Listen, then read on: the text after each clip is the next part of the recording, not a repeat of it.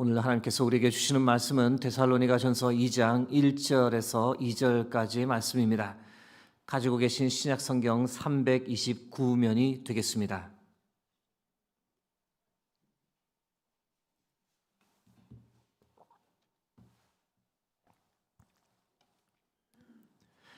허락하신 말씀 데살로니가전서 2장 1절에서 2절까지의 말씀 합독하겠습니다. 형제들아, 우리가 너희 가운데 들어간 것이 헛되지 않은 줄을 너희가 친히 아나니, 너희가 아는 바와 같이 우리가 먼저 빌립보에서 고난과 능욕을 당하였으나 우리 하나님을 힘입어 많은 싸움 중에 하나님의 복음을 너희에게 전하였노라. 아멘. 오늘은 하나님의 인도하심에 관한 세 가지 원리란 제하에 여러분과 말씀을 나누겠습니다. 2장 1절 말씀 보시면 형제들아, 우리가 너희 가운데 들어간 것이 헛되지 않은 줄을 너희가 친히 아나니 라고 기록되어 있습니다. 바울이 데살로니가 성도들에게 무슨 말을 하고 싶은 것일까요? 하나님께서 우리를 너희 가운데 보내셨다. 그래서 너희 가운데서 하나님을 영접하는 놀라운 일들이 일어났다. 우리가 너희에게 가게 된 것은 전적인 하나님의 은혜이다. 결코 헛되지 않은 시간이었으며 그렇게 하나님께서 너희 가운데 교회를 세우셨다. 이렇게 1절에서 바울이 말합니다. 2장 2절 말씀입니다. 너희가 아는 바와 같이 우리가 먼저 빌립보에서 고난과 능욕을 당하였으나 우리 하나님을 힘입어 많은 싸움 중에 하나님의 복음을 너에게 전하였노라. 2절 말씀에는 이 데살로니가에 오기 직전 일을 바울이 언급합니다. 너희에게 가기 전 빌립보에서 복음을 전하다 큰 고난과 능욕을 당했다. 그러나 우리는 낙심하지 않았고 하나님의 인도하심을 따라 너희에게까지 가 복음을 전했다. 이것이 하나님의 놀라운 계획이며 하나님의 섭니다. 2절에서 바울이 이렇게 말합니다. 2절 말씀을 볼 때 궁금증이 생깁니다. 도대체 빌립보에서 무슨 일이 있었던 것일까? 빌립보는 아시는 대로 바울이 2차 전도 여행 때 처음으로 방문한 도시입니다. 2차 전도 여행을 하면서 바울은 1차 전도 여행 때 가지 않았던 이 아시아주까지 가려고 무던히 애를 썼는데, 이 아시아주는 오늘날 이 터키 서쪽 지역을 가리킵니다. 그런데 하나님께서 바울 일행을 이 유럽으로 건너오도록 이끄셨습니다. 밤에 환상을 하나 보게 되었는데 마게도냐주에 속한 사람이 손짓을 하며 마게도냐로 건너와서 우리를 도우라, 이 환상을 보게 되었고, 그 환상을 따라 바울 일행이 에게해 바다를 건너 지금의 터키에서 그리스로 넘어갔습니다.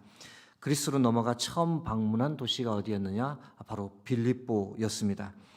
오늘은 빌립보에서 있었던 일을 중심으로 하나님의 인도하심에 관한 이 세 가지 원리를 함께 여러분과 나누도록 하겠습니다.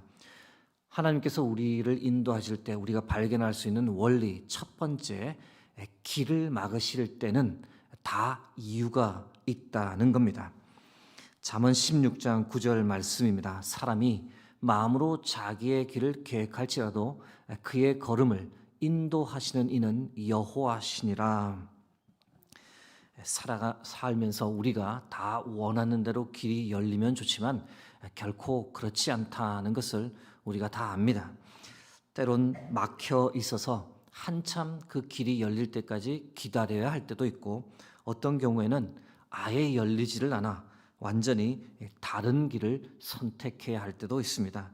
그러나 어떤 경우이든 하나님의 인도하심인 줄 믿습니다. 사랑하는 성도 여러분, 하나님께서 나의 길을 막으실 때 낙심하거나 좌절하지 않기를 바랍니다. 나를 보호하시기 위해, 나에게 더 좋은 길을 열어주시기 위해, 때로 나를 연단하기 위해 하나님께서 길을 막고 다른 길로 안내해 주시는 경우가 있습니다. 그럴 때 낙심하지 말고 더욱더 성령의 인도하심을 의지하고 하나님께서 예비하신 다른 길을 발견하고 그 길을 따라 나서는 것이 더 큰 하나님의 은혜인 줄 믿습니다. 바울 일행이 하나님의 인도하심을 따라 배를 타고 마게도냐 주에 도착했을 때 얼마나 흥분이 되고 기대가 되었을지 여러분 충분히 상상이 되실 겁니다.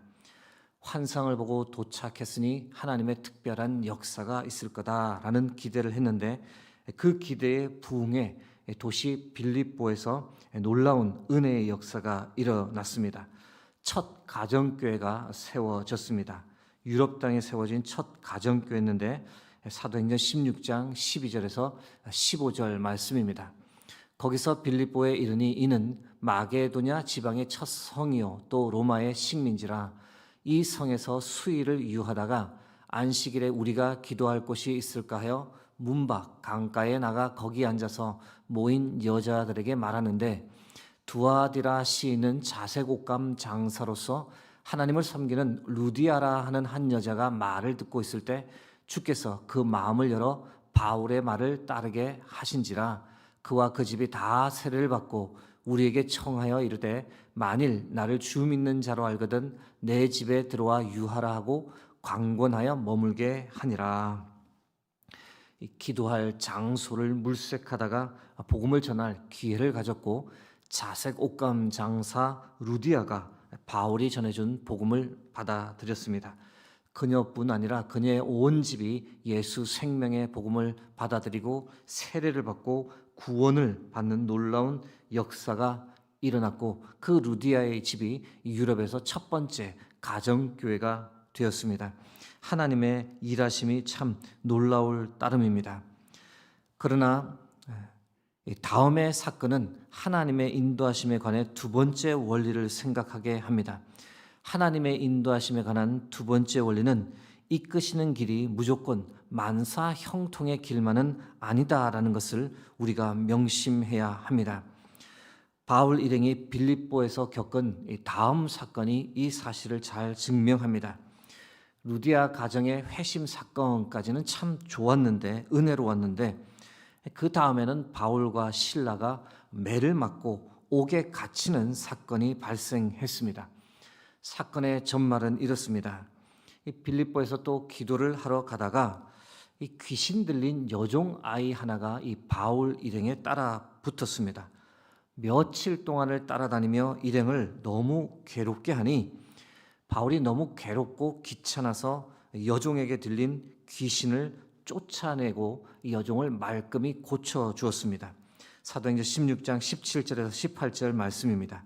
그가 바울과 우리를 따라와 소리질러 이르되 이 사람들은 지극히 높은 하나님의 종으로서 구원의 길을 너에게 전하는 자라 하며 이같이 여러 날을 하는지라. 바울이 심히 괴로워하여 돌이켜 그 귀신에게 이르되 예수 그리스도의 이름으로 내가 내게 명하노니 그에게서 나오라 하니 귀신이 즉시 나오니라.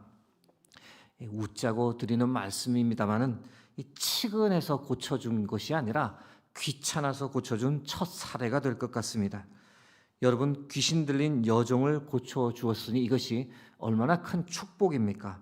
그런데 이것이 고난과 역경의 발단이 되어버렸습니다.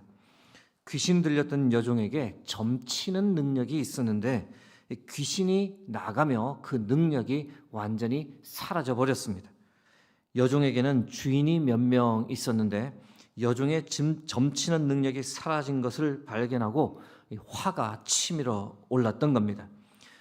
여종을 통해 돈벌이를 솔솔히 했는데 더 이상 그런 일을 할 수 없고 수입이 뚝 끊겨 버렸던 겁니다. 정말 막되먹은 주인들입니다.